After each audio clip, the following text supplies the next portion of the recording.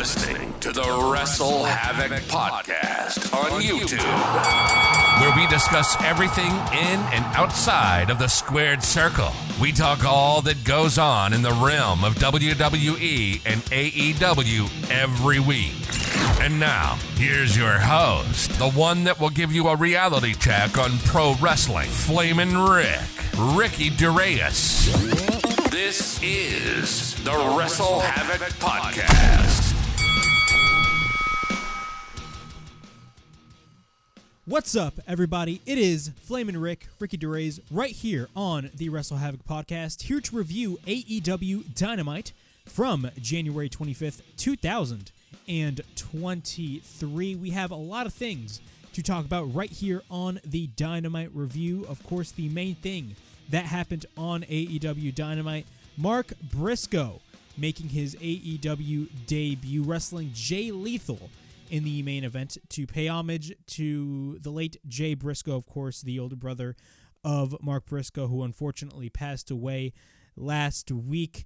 Very, very, very emotional match. Of course, you know, you had Jay Lethal wrestling Mark Briscoe. Jay Lethal looked very emotional. Everybody was emotional. You can tell, of course, Mark Briscoe is very emotional. But after that match, it was definitely a great moment to see the whole roster come together and just celebrate the life of Jay Briscoe, who was a wonderful, wonderful, wonderful human being. So that was what happened in the main event. We also had a lot of other stuff happen on Dynamite. Bryan Danielson did wrestle Brian Cage, and it looks like, in kayfabe, of course I'm meaning this, it looks like Bryan Danielson did get his arm taken out, but yeah, man, of course, next week, Bryan Danielson will be wrestling Timothy Thatcher, which is going to be a big match and a very challenging match for Bryan Danielson. Kayfabe, of course, I'm talking about. It's going to be a very, very great match next week. But aside from that, we had other stuff happen on Dynamite. Of course, we had Action Andretti and Ricky Starks taking on Les Sex Gods, Jericho and Sammy Guevara. We had what was originally intended to be a triple threat match between Toni Storm, Ruby Soho, and Britt Baker. Britt Baker ended up getting injured, so now it was a one-on-one match between both Toni Storm and Ruby Soho. Pretty good match overall, but of course it's building to something much bigger. We will talk about that later on right here on the review. We also had Darby Allin defend the TNT Championship against Buddy Matthews in a great match overall. Darby Allin has been on a roll as TNT Champion, and next week on Dynamite he will be facing off against the one and only King of Television, Samoa Joe, which is going to be a great match overall. Of course, they wrestled beforehand, and do I think Samoa Joe is going to take that TNT title off of Darby? No, I think Darby's going to have that title for a long period of time, but we'll talk about all this stuff right here on the AEW Dynamite review. Before I get on with all this craziness regarding AEW Dynamite, make sure to like and subscribe to the Wrestle Havoc podcast right here on YouTube, in which we discuss everything in and outside of the squared circle. Make sure to like and subscribe for more content, and as the frickin' referee would say, ring, ring, ring that damn bell for more notifications. Also, the Wrestle Havoc podcast is also available on audio platforms. It is available on Apple Podcasts, Spotify, Anchor, and Google Podcasts. So if you guys want to listen to the Wrestle Havoc podcast in audio format, it is available on all of those platforms. Quick couple of reminders. I still have to upload the last few episodes of the podcast in audio format, so hopefully you guys can wait up on that. But also, episode 5 of the podcast will not be up on Sunday. It will actually be up earlier tomorrow on Friday, because of the fact that we have the Royal Rumble on Saturday. Plus, on Saturdays, I usually give you guys the SmackDown review. So on Sunday, in replacement of episode 5, there will be the Royal Rumble review. But episode 5 of the podcast will be uploaded earlier on Friday, that being tomorrow. So be on the lookout for episode 5 of the Wrestle Havoc podcast. But overall thoughts on Dynamite, pretty good episode of Dynamite. Of course, the main thing, that was, in my opinion, the most important thing on the show was Mark Briscoe and Jay Lethal wrestling in the main event. Jay Lethal and Mark Briscoe actually did request Tony Khan to wrestle on this show, and WBD finally changed their policy by bringing in Mark Briscoe but bringing in Mark Briscoe on AEW television, because they were banned. Both of the Briscoes were banned from AEW television for whatever stupid reason that they had. Apparently, Jay Briscoe made some homophobic comments back in 2013, and Jay Briscoe apologized numerous times. I do not know why they just banned Jay Briscoe like that. Keep in mind, these are the same people that still had Power Slap, air right after Dynamite, after the whole Dana White incident, which you guys already know that incident, and you guys already know my stance on that. But we'll talk about Mark Briscoe and Jay Lethal later on right here on the Dynamite Review. Dynamite kicks off with Ricky Starks and Action Andretti versus Les Sex Gods, that being Chris Jericho and Sammy Guevara. Pretty good match overall. This feud that has been going on with Ricky Starks and the JAS has been pretty interesting. Of course, Ricky Starks did get the win on Chris Jericho a couple of weeks ago on Dynamite. Action Andretti is on a roll. Who can forget that amazing match that he had with Chris Jericho? If you want top tier, perfection, watch the match that Action Andretti and Chris Jericho had. I mean, I originally looked at that match as just a general squash match, but they literally turned Action Andretti into a star, in my opinion. Action Andretti is now in a good position, in my eyes. But overall, of course, they had a tag team match on Dynamite, and it was a pretty good tag team match overall. Action Andretti looked great. Jericho looked great. Sammy Guevara looked great. Ricky Starks looked great. But let's get on with the match. So Action Andretti and Sammy Guevara start. Andretti grabs the boot of Sammy Guevara. We get a waistlock by Andretti. Great back and forth by both Sammy Guevara and Action Andretti. Sammy goes for the roll-up, followed by a standing moonsault by Action. After that, both Sammy and Andretti land like Iron Man, which was pretty dope, followed by a standing ovation from the crowd. After that, Sammy Guevara offers a handshake, but instead, Sammy Guevara, being Sammy Guevara, he instead gives him a thrust kick. Sammy, at this point, is in control over Andretti in the match. We get a chop by Sammy Guevara into the corner. We get a bunch of Sammy sucks chants by the crowd. It's great to hear that. Andretti then gets sent into the corner. Later on, Action Andretti manages to hit the head scissors on Sammy Guevara. Sammy is on the outside, and while Andretti is in the ring, Andretti is showing off doing the Sammy Guevara pose, or one half of the Les Sex God pose. Sammy then goes to the apron, but Andretti hits a springboard dropkick off the second rope on Sammy, taking Sammy to the outside. Later, Sammy is in the ring. Sammy goes for the dropkick on Action Andretti, but then Sammy is back in the ring. He runs the ropes, and it looked like he was going to go for somewhat of a somersault over the top rope, but he doesn't do that. He basically trolls the entire audience, and after that, he casually goes to the outside. So it's, again, Sammy Guevara being Sammy Guevara. Typical heel shit right there. Sammy then goes for a chop on Action Andretti. Andretti goes back inside the ring, but Andretti immediately goes for the tope suicida on Daniel Garcia, who was on the outside. Of course, Daniel Garcia is part of the Jericho Appreciation Society.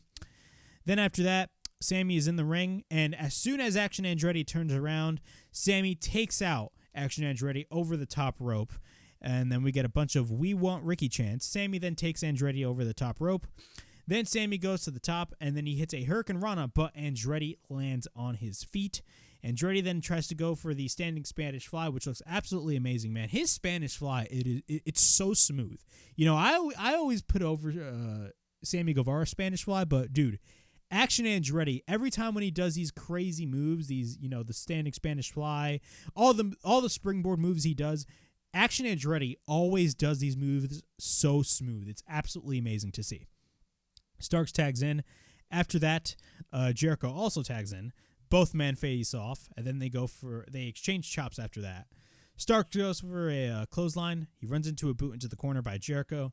Jericho then goes to the second rope. He tries to go for the code breaker, but instead Starks counters and catapults Jericho onto the turnbuckle. Then Starks takes out Sammy onto the outside, but then Starks struts on the top rope, looking like he was going to go for his own version of Old School. Ricky Starks is known for doing that, which is amazing, by the way. But what happens is Sammy walks up on the top rope, and what happens? He hits his all-famous cutter and takes Ricky Starks down to the mat. After that, we get a cover by Jericho, who is still the legal man, and a near fall. Jericho then goes for the side slam. We got a cover by Jericho into near fall. Jericho manages to flip off the crowd. After that, Jericho tags Sammy, and then Jericho slams Ricky Starks. Sammy slams Starks as well, so both are basically taking turns on slamming Ricky Starks, which was absolutely hilarious. Jericho then tags back, and then Sammy tags in. We get a double shoulder tackle by Sammy and Jericho. They do their signature pose. Then Sammy goes to the top, and he lands into a kick by Ricky Starks. Ricky Starks manages to tag in Action Andretti after that. We get an elbow and a clothesline by Sammy. He takes out Jericho, and then he hits a back and neckbreaker combination on Sammy Guevara. He does the same move on Chris Jericho right after that. Andretti then goes for the tope on Jericho, goes back in the ring and hits the tope on Sammy Guevara. But then after that, Sammy goes back in the ring, and Starks hits the Tornado DDT on Sammy Guevara after that. Andretti goes for his dive off the top on Sammy Guevara. We get a cover and a near fall. Andretti then goes for the chop after, but then both Sammy and Andretti land in a double crossbody and knock each other down. Then Jericho and Starks tags in. Starks manages to spear Chris Jericho. We get a cover by Starks, but Sammy breaks it up. After that, Starks sends Sammy to the outside. We get a roll-up by Jericho, and Starks grabs the tights, so he wants to cheat in the match, but it never works, so we get a near fall. Jericho then tries to go for the code breaker, but Starks catches him and hits the Liger Bomb after that. We get a cover by Jericho into near fall. Action Andretti tags in. We get a somersault over the top on Chris Jericho. He hits the springboard enziguri on Chris Jericho, which looked absolutely sick. Goes to the top. He hits the split-legged moonsault on Jericho as well. Then Jericho tags Sammy Guevara. Andretti lands into a jumping knee by Sammy Guevara.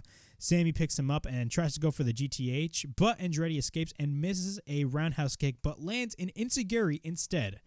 After that, Andretti runs the ropes and Jericho grabs him, but then Starks takes Jericho and sends him to the ring post. Then Andretti goes for the Poison Rana on Sammy Guevara. He picks up Sammy. After that, he hits the hanging neck breaker.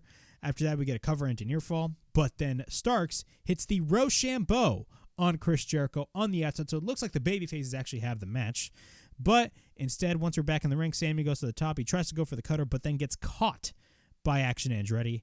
Andretti then has him up. Sammy escapes, but then Garcia comes in and hits him with the bat without the referee looking. Sammy picks him up, hits the GTH. We get a cover, and Chris Jericho and Sammy Guevara, Les Sex Gods, beat Ricky Starks and Action Andretti.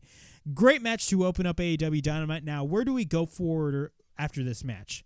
Now, my best bet is we are going to have a future one-on-one match between Ricky Starks and Chris Jericho. That is definitely looking like that is going to be the case. When that is possible, I do not know. My best bet would probably be Revolution, but at the same time, Revolution is literally a month away.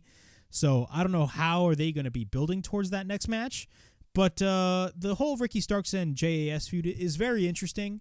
I will say this, though. The segment that they had 2 weeks ago on Dynamite was pure cringe. And that was the one that they had at the Kia Forum. That was a very, very, very disappointing segment. But we'll see where it takes us in the future, and I'm definitely looking forward to see what they will be doing next when it comes to Ricky Starks. Again, the number one thing that AEW has to do during this feud with Ricky Starks and the JAS is that you have to keep Ricky Starks strong. Because if you don't keep Ricky Starks strong, then what the hell are we doing here? Because Ricky Starks can prove that he can be a main event guy. And if they don't pull that off with Ricky Starks, then I don't know what to tell you. But they have to keep Ricky Starks strong. And so far, they have. We get a video package of Jay Briscoe, which highlights a lot of his best moments. It highlights, of course, him being a father, his daughters, all that stuff. A very well put together video package on Jay Briscoe. Very emotional video package. And that was basically the whole main importance of this show, was to pay homage to Jay Briscoe, and it was a very, very well put video package, and very well done. And of course, it will bring us to the main event, that being Mark Briscoe versus Jay Lethal, which was the main event later on in the show. Next up, we got the TNT Championship match between Darby Allin versus Buddy Matthews. This was a very, very good match. Of course, Darby Allin has been defending his TNT Championship for the past 4 times ever since winning the TNT title. I believe it was 4 matches that he had. But, of course, the last match that he had was with Kushida, and Kushida definitely took Darby Allin to the limit, in my opinion. I mean, he was definitely targeting that shoulder of Darby Allin. Darby Allin was absolutely getting murdered by Kushida. You can even argue that, kayfabe, that Darby actually escaped Kushida, but it was a great match overall by both Darby and Kushida. This match is no different. There's one thing that I can say about Darby Allin holding the TNT Championship is that Darby Allin is making the TNT Championship more relevant than already was. Because keep in mind, last year the TNT title, and I stated this last week, last year the TNT title was in its worst state. You had Scorpio Sky, you had Wardlow win the title, and they really didn't do a lot with Wardlow. Where is Wardlow now?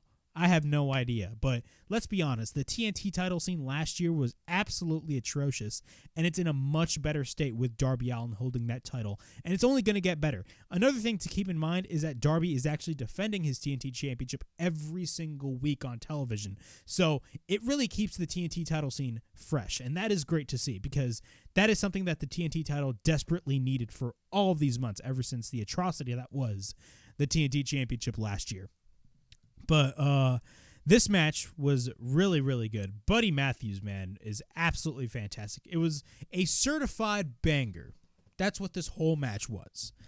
So the match starts. Buddy Matthews, so when he makes his entrance, Buddy Matthews takes off his mask, and it shows that Buddy Matthews actually has similar face paint to Darby Allin, which actually looked pretty cool. In a way, it looked like he was kind of mocking Darby Allin after that. But the match starts. Buddy immediately, right off the bat, as soon as the bell rings, he immediately goes off and goes for a jumping knee strike on Darby Allin, taking him to the outside. After that, he sends Darby to the barricade. Darby then gets sent back in the ring. He throws Darby into the corner, and then Darby goes back to the outside. At this point, Darby is on the apron, and he tries to go for the running knee strike, but Darby holds on to Buddy Matthews after that.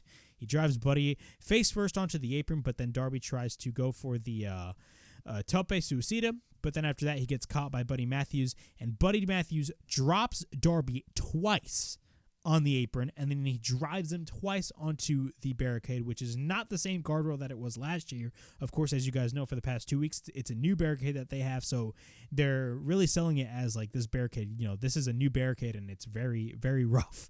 So he hits him twice on the barricade, or drives him twice on the barricade, I should say.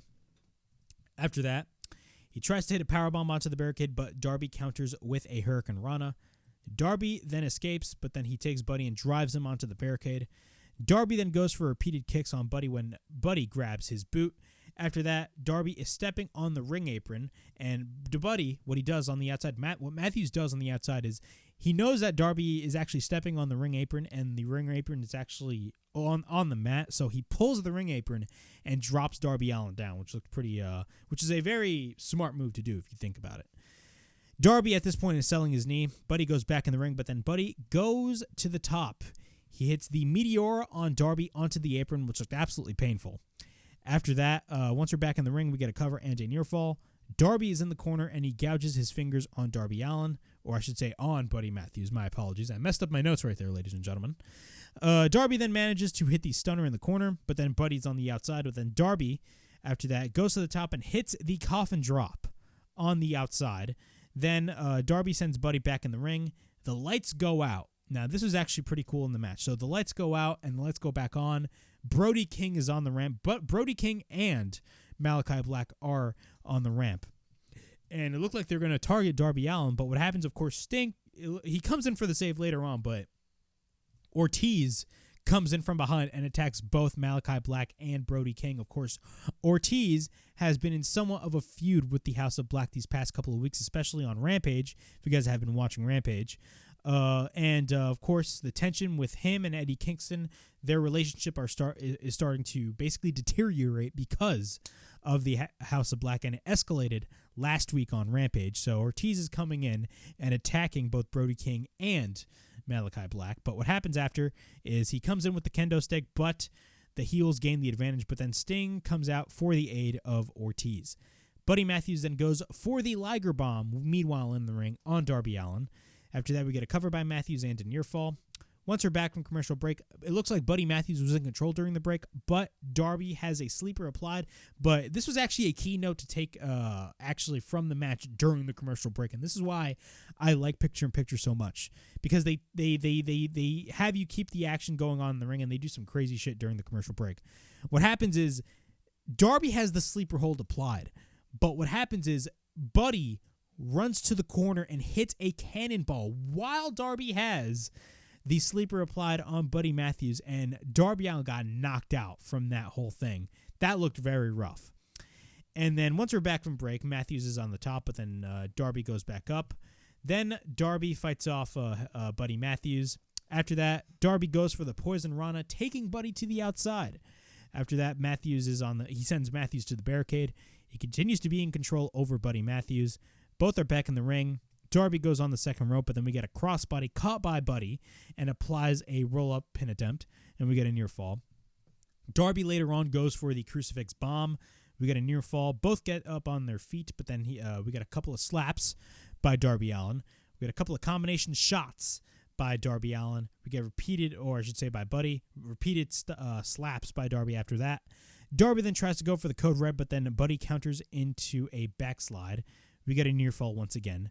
Matthews then goes for the buckle bomb on Darby Allin in the corner. Then roll up by Darby and a near fall. Later on, Darby goes to the top.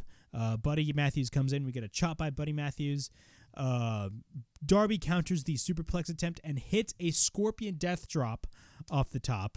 And then we get repeated slaps by Buddy later on. So Buddy comes back and we get repeated slaps. So Darby once again actually goes to the top right after that scorpion death drop. We get a kick by Darby.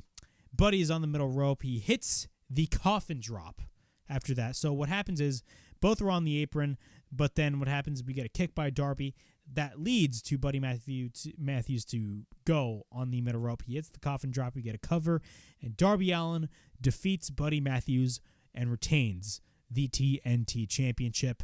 After the match, Tony Schiavone comes in and interviews Darby Allin, talks about how Darby has been successfully defending his title for the past 4 matches. Then what happens? The one and only King of Television, the Ring of Honor, the current Ring of Honor World Television Champion Samoa Joe is up on the Tron, and he says in his kingdom, he's coming to take everything from Darby. The gold he stole from him is, of course, one of them. He is coming to take back what is his, and he will learn that winning that title was the greatest mistake that he's ever made in his whole career. Then he talks about how the king has spoken, and next week on Dynamite it is going to be the rematch, that being Samoa Joe versus Darby Allin for the TNT Championship. What are my thoughts on this decision? I'm very excited for this match. Samoa Joe is amazing at what he does. I thought, look, Darby Allin winning the TNT title was a great decision. But I will say this, though. I totally understood a lot of other arguments, considering the fact that Samoa Joe just won that title at Full Gear. And you could easily make the argument that kind of Samoa Joe, had a short title reign. Keep in mind, his whole King of Television persona was actually starting to get over with a lot of people. I've been enjoying Samoa Joe's King of Television run. But I thought Darby Allin, I was totally fine with Darby Allin winning the TNT title, considering the fact that it was in his hometown of Seattle. So if you think about it, it made total sense for Darby to win. Do I think Samoa Joe is going to win back that TNT title? My best bet is no, but it could be a possibility. But at the same time, Darby just won that title. I could see Darby Allin definitely getting the win. But it's going to be a great match, nonetheless, between both Darby Allin and Samoa Joe. Not only that, Samoa Joe, he doesn't really, if you think about it, he doesn't really need the TNT title. He does have the ROH World TV title. But again, we do not know when weekly TV for Ring of Honor is going to start. So we're going to have to wait off on that. But that is that. We get an Adam Cole video package. And in the video package, of course, it shows Adam Cole training in the ring. And says he talks about how the past 6 months, his recovery process was pretty much 1 step forward and 2 steps backward. Says that today is a giant step forward, and he was excited to come back. Talks about how it feels good to be back, and it's showing him that all of his hard work is paying off. He's gonna sleep knowing that there's a roster full of there's a roster full of the best wrestlers on the planet, and he's gonna have a chance to wrestle them. And he doesn't know when that day, but he knows it will be soon. And that is a very interesting quote, because he says that he does not know when he will wrestle once again.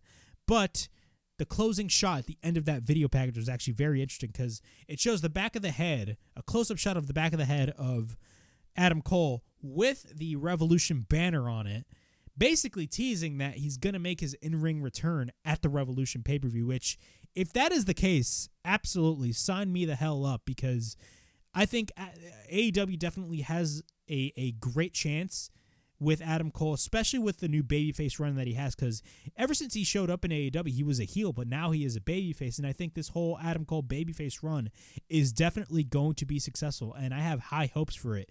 And I'm going to tell you right now, Adam Cole, he's going to have an amazing run this year. I think this year will be the year of Adam Cole, and I genuinely believe that. It's going to be great. But yeah, Adam Cole is teasing his in-ring return at Revolution, so it's great to see. We have Matt Hardy and Ethan Page versus Junglehook, a.k.a. Jungle Boy Jack Perry, and the cold-hearted handsome devil, Hook. This, I don't want to say this was a throwaway match, because I'm a fan of Junglehook, but this was a match that you could easily skip. I mean, realistically, I was not really that... I didn't care that much about this match, to be quite honest. The whole Ethan Page, Matt Hardy stuff, I don't know. I mean, it is what it is. I mean, it's just, to me as a viewer watching, I do not tune into Dynamite to watch Ethan Page and Matt Hardy. That is my opinion. And Ethan Page, you know, he is great at what he does, but again, I don't know, man. I'm just not really the biggest Ethan Page guy. That's my opinion. And the stuff he's doing with Matt Hardy, I don't know. I mean, I'm not going to say it's bad, because it's not bad. It's just like, I don't care. It's stuff to fill time, in my opinion. That's how I view this. No disrespect to Matt Hardy and Ethan Page, but to me, this is stuff to just kill time. But Jungle Hook is actually pretty good. I dig both of those guys. Hook and Jungle Boy are great. But I'm not going to talk about this match for very long. Basically, Page is basically continuing to sabotage Matt Hardy. He wants the spotlight to be on himself, of course. Matt Hardy is under contract with Stokely Hathaway and Ethan Page of the Firm. Look where the Firm has gone. Yeah, the Firm is not really that much of an importance as it once was when it first debuted. Let's be honest. But I will say this though: Stokely Hathaway is funny as hell on the microphone. He's at the shit that he be saying. Like, I remember that video package that they showed of him talking about MJF. He talked about, he was like dick riding without a license, or Stokely saying you raggedy bitch. Like, Stokely Hathaway is a gem. He's absolutely amazing. I'm a big fan of Stokely Hathaway. But I mean, again, a pretty generic match. Of course, this was to showcase both Jungle Boy and Hook and the tag team chemistry between the two of them. He tries to go for basically what happens on the outside. Ethan Page tries to go for the Ego's Edge on Hook, but Hook escapes and Jack goes for the suicide dive. We got a double team later on by both Matt Hardy and Ethan Page. We got a double delayed vertical suplex by both men. Ethan Page is in control over Jungle Boy. We got a double team by both Matt Hardy and Ethan Page once again. Page tags back in. He lands into a dropkick by Jack Perry. He sends Matt onto the outside. Hook tags in. He clotheslines Hook. He slams Page down. After that, he hits the T-bone. After that, Jungle Boy tags in. That being Hook. Hook hit his T-bone.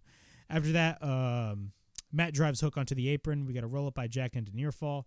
Matt Hardy tags in, but then Matt hits the side effect. He tries to go for the twist of fate, but Page resists Matt Hardy, and he says, hey, I should tag in. And he tags in. Page tries to hit the twist of fate himself, but Jack instead applies the snare trap submission. Then he tries to Ethan Page, who has the submission applied on him, tries to tag in Matt, but then Hook drags Matt onto the outside. And what happens? Ethan Page taps out, and the babyfaces get the win. Pretty quick match. Again, I don't tune into Dynamite to watch this type of stuff. I feel like this match is here to just kill time. But no disrespect to all four men. That's all I'm going to say. We have the family therapy with Billy Gunn, of course, the Gun Club, and the Acclaimed. Pretty interesting segment. Both teams are arguing. Of course, the Guns are making the argument that the Acclaimed stole their dad from them. Billy Gunn is saying that, hey, they're spoiled brats, all that type of stuff. But really, to basically, the whole gist of this whole segment, at the end, the Gun stated that they want the AEW World Tag Team Championship. So, yeah, man, they're going to go after the tag team titles. Do I think that they're going to be winning those tag team titles?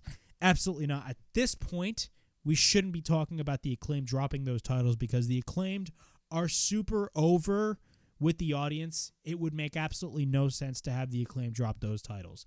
Maybe further line down the road, but now, absolutely not. And trust me, the Gun Club are not the ones to dethrone the Acclaimed, period. We get a backstage interview with Hangman Page, of course, with Renee Paquette, who is John Moxley's wife. Him and John are basically 1-1. Of course, he's talking about what happened, of course, in their first match back in Cincinnati. I believe it was this past October. Hangman got knocked out from the lariat that Moxley hit, and that's basically the whole gist of this whole storyline, which I absolutely like, by the way. And this whole feud between Moxley and Hangman is fantastic. Talks about how both are now 1-1, and he wants to do the impossible, and he wants to knock Moxley out in Ohio. Of course, next week, Dynamite is going to be in Ohio. But then Wheeler Yuta comes in. Of course, Wheeler Yuta is a part of the Blackpool Combat Club, and he wants to fight him on Rampage. So this Friday, or I should say this match has already been filmed, but this Friday on Rampage, it's going to be Hangman Page versus Wheeler Yuta. Plus, next week on Dynamite, it was actually announced at the end of the show that we are going to be getting the rubber match, the third match in the trilogy between Jon Moxley and Hangman Page. Those guys are going to knock the park out. And I do not want to hear people on social media complain that we're getting rematches next week. The reason why I do not complain that when Dynamite does rematches is because of the fact that when Vince McMahon was running WWE programming, you had constant rematches literally every week that made absolutely no sense whatsoever. And this was a common occurrence every week. Whenever AEW does some sort of rematch, whenever they do a rematch, it serves a purpose. And that's what really people need to take into consideration. But after that, we got Bryan Danielson. Yes, the American Dragon, Bryan Danielson versus Brian Cage. Of course, this is Bryan Danielson's third match in a row on Dynamite. Of course, the stipulation is Bryan Danielson has to win all of his matches all the way until February 8th. And when he wins all of his matches up till February 8th, he will get his title shot against MJF at Revolution in a 1-hour Iron Man match, which is going to be amazing. Revolution is actually going to take place on my birthday, so that is going to be a wonderful treat, by the way. I'm excited to see an Iron Man match between both Bryan Danielson and MJF. If it happens, of course, I'm kayfabe talking right here. It's going to happen. But overall, man, Brian Cage looked really good in this match. If there's one thing I can say is that I feel like they're utilizing Brian Cage so much better than they were a couple of years ago when they first brought him in. Well, I mean, he was a part of Team Taz, but right after Team Taz, I mean, what really were they doing with Brian Cage? They were really doing nothing with him. But Brian Cage looked great. Bryan Danielson looked great. Brian Cage definitely beat the shit out of Bryan Danielson. Of course, MJF last week told Brian Cage that I don't care if you win or lose, I want you to break his arm. And after the match, definitely Bryan Danielson got his shoulder, or his arm, I should say, just absolutely obliterated in kayfabe, of course. I keep saying kayfabe. I just like that word. We have, so in the match, a couple of highlights in the match. Danielson targets the knee of Cage in the beginning. Cage is in control. We get a couple of chops by Cage into the corner. We get repeated kicks by Bryan into the corner. Cage then pushes Danielson. We get a roll-up by Danielson and a near fall. After that, he drives his elbows on Brian Cage. Cage then gets caught up, but then Danielson lands on his feet. He applies the label lock, but then Cage gets his foot onto the rope. Danielson then goes for a sliding dropkick onto the outside, followed by a tope suicida. After that, Danielson goes to the top rope. We get a crossbody off the top by Brian Cage on Bryan Danielson. Then after that, we get repeated kicks by Danielson. Once we're back in the ring, Danielson, off the top, takes out Brian Cage, but then Cage throws him to the turnbuckles in the corner after that. Cage goes for a combination of strikes, followed by a German suplex. After that, Cage and Bryan are on, I think it was on the apron, and then he drops Danielson, that being Brian Cage, drops Danielson on the apron. Once we're back from commercial break, Cage goes for a bear hug on Bryan Danielson after that. Danielson fights back with a couple of headbutts, but then we get a kick to the knee of Brian Cage. Danielson then continues to go for a series of roundhouse kicks. Cage then regains control. We get a running forearm by Brian Cage. Danielson then goes for a moonsault, but gets caught by Cage and hits a shoulder breaker after that. Cage is on the second rope, and then he hits a suplex from the apron onto the side of the ring. After that, Cage goes for a German off the second rope, off the apron, which looked absolutely painful on Bryan Danielson's end. After that, Cage goes for a kick to the face. He goes to the top, and he tries to hit a powerbomb off the top, but then Danielson proceeds to fight back. Danielson then lands on his feet. We get a running knee into the corner on Cage when he is on the top, but then Danielson goes to the top, hits a superplex on Brian Cage, and then he goes for the yes kicks after that, followed by a kick to the head. We get a cover into near fall. He manages to kick his head in. He transitions into a triangle, but then Cage counters, but then Danielson reverses it into an ankle lock. Danielson hits a German suplex, and then Cage gets up on his feet, which looked insane, by the way. We get a kick by Cage, and then we get a rolling elbow by Cage. Later on, Cage goes for the buckle bomb, followed by a power bomb. Nice combination right there by Brian Cage. Danielson goes for the roll-up, and Danielson wins the match. So after the match, Cage beats down Bryan Danielson, targeting the shoulder as MJF told him last week. So continuing on with the story right here. And then MJF comes out. MJF grabs a chair. He sets the shoulder onto the chair, and then Cage sends Danielson to the ring post. Once we're back in the ring, MJF beats him down. He sets a chair on the shoulder of Bryan Danielson. He goes to the top, and it looks like he's about to stomp on the shoulder of Bryan Danielson with the chair wrapped around him. But who comes out? Konosuke Takeshita comes out for the save and saves Bryan Danielson from both Brian Cage and MJF. So great stuff right there. And, of course, later on, after with the promo, it looks like we're going to be getting maybe a little teaser of maybe a potential match between MJF and Konosuke Takeshita, but I'll talk about that later on. Once we're back from commercial break, we get a medical update on Bryan Danielson. So Danielson is with Doc Sampson, my apologies. And Doc Sampson basically states it doesn't look good for Bryan Danielson, but Danielson asks him, can I wrestle? And he, at the end of the day, he just wants to wrestle. And he cuts a promo talking about how he's not only going to beat him at Revolution, he's going to out-wrestle him, and he's going to expose MJF. Very fantastic promo by Bryan Danielson, by the way. Bryan Danielson is great at what he does. After that, we got Toni Storm versus Ruby Soho. Of course, originally this was supposed to be a three-way match between Britt Baker, Ruby Soho, and Toni Storm, but an apparent injury made this match a one-on-one match between both Ruby Soho and Toni Storm. Very interesting storyline that is developing in the women's division in AEW. You guys know I've been very critical on the women's division, but I will say that I feel like there's starting to be some sort of direction when it comes to the women's division. It looks like what they're leading to, especially ever since last week, or I should say ever since Toni Storm and Saraya turned heel, it looked like what they're leading to, in my opinion, is they're going to be doing an AEW homegrown talent versus ex-WWE wrestler type feud with the women. And a lot of people are speculating that it's going to be the first ever women's blood and guts in a couple of months down the road.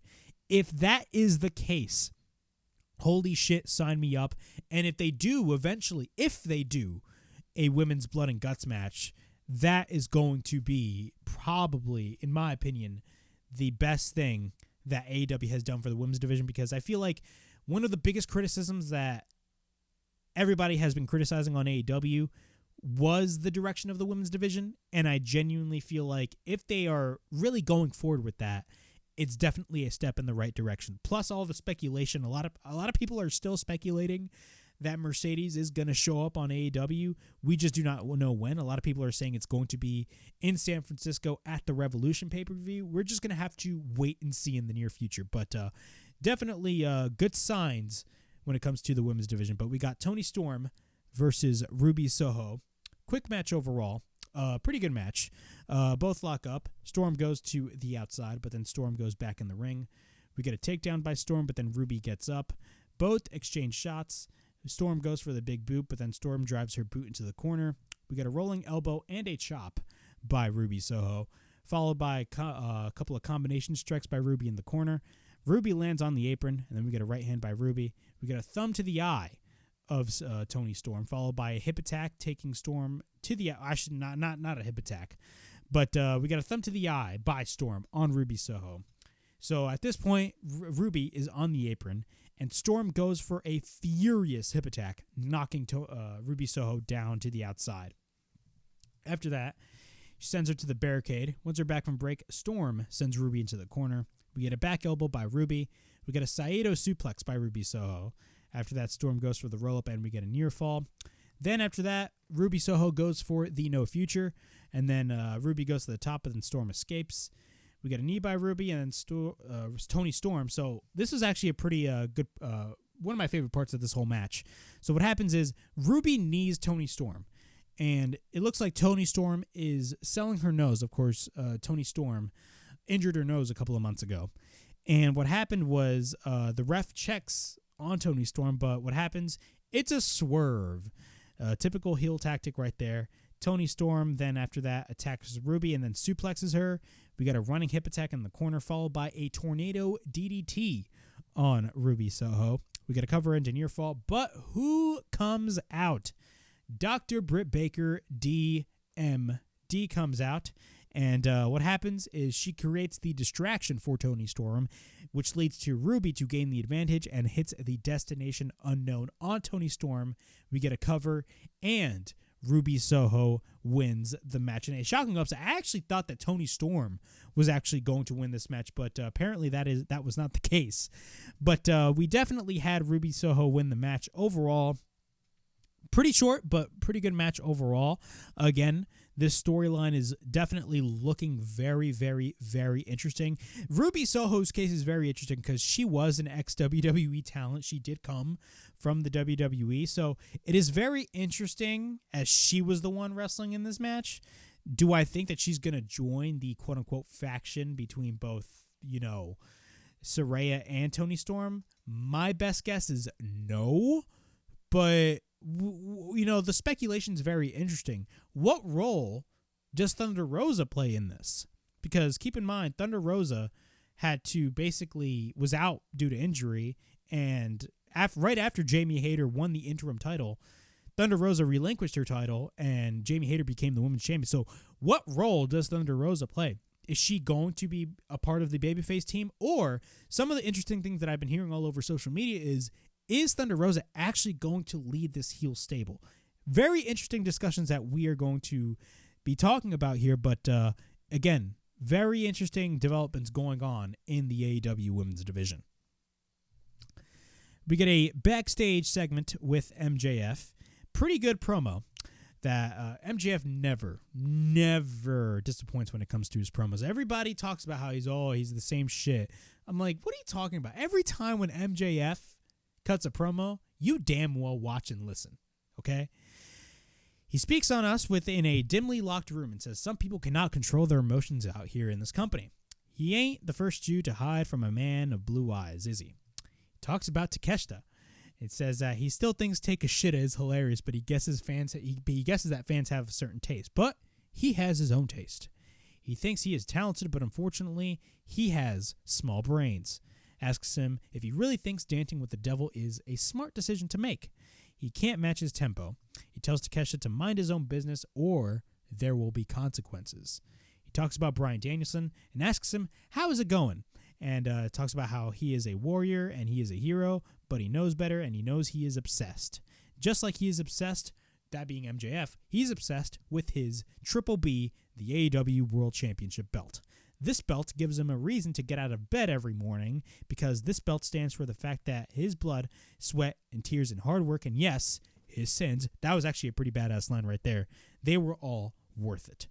He turns his catchphrase, the belt basically turns his catchphrase into a fact, and all it does, it tells everybody that he is better than him, and they know it. It's the only thing in his life that makes him feel whole. After that, Danielson wants him to take that away from him, and asked him, doesn't he have enough? He has a loving family, a wonderful career, and a first ballot Hall of Famer. And he needs to, he wants this to take that title away from him, because he is just like him. He has a hole in his stomach like him, and he's trying to fill it. After that, he ain't the one to get the job done, and bad things happen when people mess with MJF. He remembers knocking out somebody, some big British guy, and he kind of looked like Allin DeGeneres on meth, which is pretty funny. It ain't important, and says tonight, was the tip of the iceberg. He will find out that he found out that was physical pain, but he doesn't want him to get into the mental pain, because that leaves a scar. This week, Tony Khan issued an open challenge, a contract to wrestle Danielson next week, and he made a phone call to somebody that likes to inflict pain, and he gets off by dismantling men limb for limb. And he runs the footage, and it's none other than Timothy Thatcher, who has been wrestling on Pro Wrestling Noah. Of course, Timothy Thatcher was formerly a part of NXT. That's going to be a great match. I like the fact that they brought in Timothy Thatcher. Timothy Thatcher is he's a fantastic wrestler. This man will fucking inflict pain with you like he don't give a fuck. This match that he's going to have with Bryan Danielson, it's definitely going to put Bryan Danielson to the test, and I'm very interested to see what Timothy Thatcher is going to be doing to Bryan Danielson next week. But that is a very, very interesting match to look forward to next week on Dynamite. So next week, it's going to be Bryan Danielson versus Timothy Thatcher. Great match overall that I'm definitely looking forward to. All right, fast forward, or I shouldn't say fast forward. In the next segment, of course, we have the tribute match, the Jay Briscoe tribute match between Mark Briscoe and Jay Lethal. Of course, this is to pay tribute to Jay Briscoe, who passed away last Tuesday. And, of course, AEW did film a tribute, a 3-hour, I believe it was almost 3-hour tribute show that is actually up on Ring of Honor's YouTube channel. It's a Ring of Honor special, which I still haven't watched yet. I'm planning on watching it. It'd be a very good watch in my opinion. But of course, the story is, of course, the Briscoes were banned from Warner Brothers Discovery, and I believe last week, or I believe a couple of days ago, Dave Meltzer stated that he was asked by Brian Alvarez, is Mark Briscoe still allowed to show up on Dynamite? And Dave Meltzer said no. But then a couple hours later, it was announced that Mark Briscoe was going to be wrestling Jay Lethal. And Dave Meltzer later on stated that WBD has lifted the ban from the Briscoe brothers. So I think that was great, a good thing that Warner Brothers Discovery finally saw the importance of this matter and allowed Mark Briscoe to show up on Dynamite. Because keep in mind, last week everybody was upset, and rightfully so. I was upset as well at the fact that I don't understand why Warner Brothers Discovery just did not allow the Briscoe brothers to be on the show over some comments that they have apologized, that being Jay. Jay apologized numerous times. And the fact, it was very hypocritical on Warner Brothers Discovery's end, considering the fact that Dana White be slapping his wife and still allowed that Power Slap show to be on the air. Very hypocritical on Warner Brothers Discovery end. But at the end of the day, at least, it happened, and finally Mark Briscoe made his debut on Dynamite. Very emotional match, again, as I've stated earlier.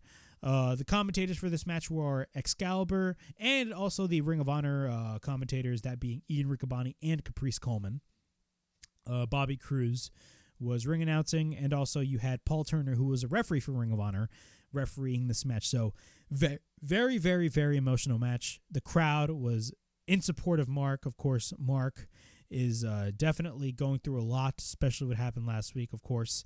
And very good, amazing standing ovation for Mark Briscoe when he came out. Of course, Mark Briscoe came out with both the Ring of Honor tag team titles. Both men shake hands. Jay Lethal was definitely emotional as well.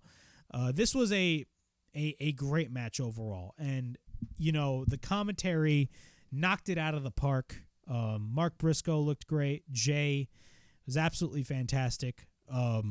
Definitely the crowd was behind Mark Briscoe, and they were chanting Briscoe, Briscoe, Briscoe. Like, you had the crowd just be in full support for Mark Briscoe during these hard times that he's dealing with right now, of course, after losing his brother. And it was great to see Mark. Great to see Mark. And I'm glad that he got to wrestle this tribute match with Jay Lethal. And after the match, it was even more emotional because you had the whole roster come out. But let's get a couple of notes on the match. Very cool stuff happened in the match. So both men shake hands, as I've stated earlier. Both lock up. We get a side headlock takeover by Mark Briscoe. Both lock up. We get an arm drag followed by a slam by Mark. Then Lethal goes for the arm drag. Both lock up again. We get a chop by Jay Lethal. Mark goes for a chop. Both exchange chops at this point. Mark is in control. We get a running kick on Jay Lethal. After that, Mark goes for his signature redneck kung fu, and that's that's something that Mark Briscoe is tending to be known for, his redneck kung fu.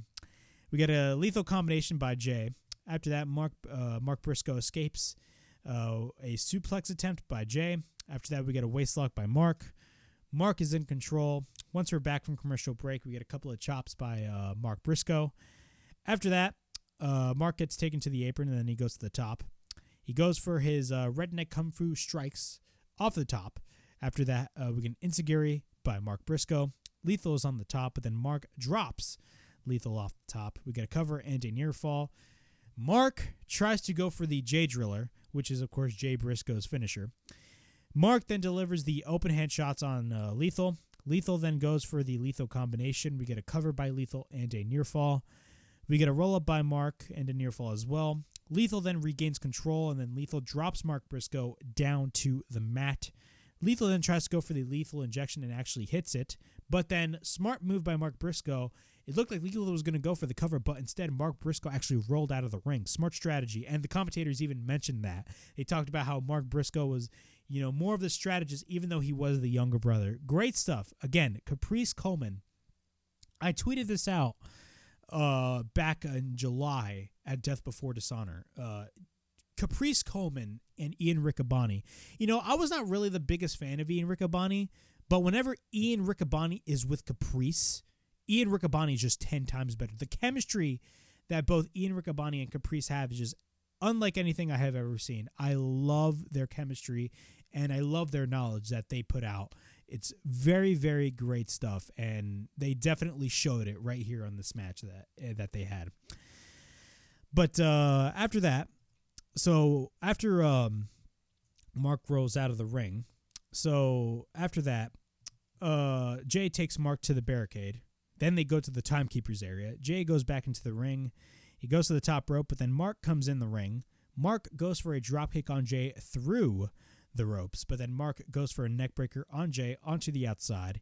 He takes Jay to the table, to the outside, on the outside, I should say. Mark goes for the top, and he goes for the froggy bow after that, which was an amazing spot, by the way. He goes for the froggy bow and lands on Jay Lethal through the timekeeper's area. Great moment in the match. And we get This Is Awesome chance, also with Holy Shit chance. You got to love the crowd on this. And then we get a cut back in the ring. We get a cover by Mark and a near fall. Mark then tries to go for the J Driller once again, but then Jay Lethal reverses it into a bridge pin attempt. We get a near fall, but then Mark still has Jay in position for the J Driller. After that, Mark counters the lethal injection attempt with a lariat. He hits another lariat. And then what happens? He grabs Jay Lethal, hits the J Driller to pay homage for his brother Jay Briscoe. We get a cover.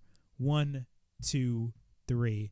Mark Briscoe defeats Jay Lethal in this very emotional, but at the same time, very amazing match and moment. Mark Briscoe wins the match. Definitely a very, very emotional match. And I love the fact that this match main evented the show because, the fact that Tony Khan pushed for Mark Briscoe to wrestle on this show, and keep in mind, Mark Briscoe and Jay Lethal requested this match to happen. The fact that Tony Khan pushed and pushed for Mark Briscoe, even in the Briscoes before Jay Briscoe's passing.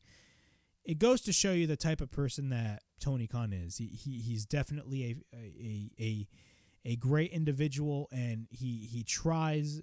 He's supporting Jay and Mark Briscoe's family, and he really wants to give these guys an opportunity, and he gave Mark Briscoe that opportunity by pushing for Warner Brothers Discovery. Goes to show you the type of boss, and goes to show you the type of person that Tony Khan is. Great stuff, by the way. I love the fact that they brought in Mark.